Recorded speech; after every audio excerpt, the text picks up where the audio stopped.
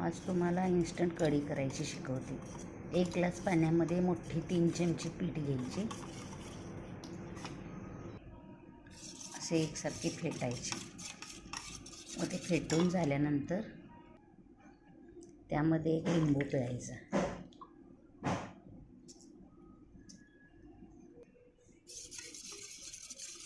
तुम्हाला आवडेल त्याप्रमाणे आंबट 1 किंवा 2 लिंबू पिळून घ्यावे।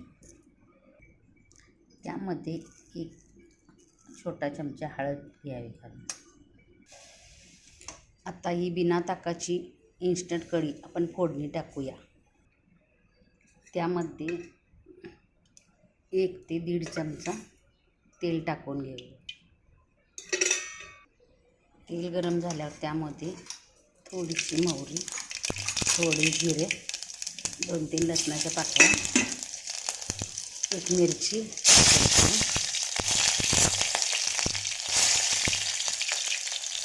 आणि थोडा कढीपत्ता।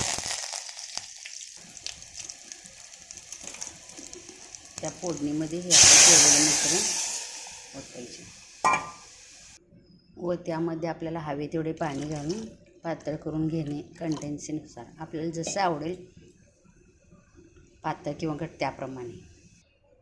आता त्या कढीच्या प्रमाणात चवीप्रमाणे मीठ टाकून घेणे व 1 उकळी काढणे।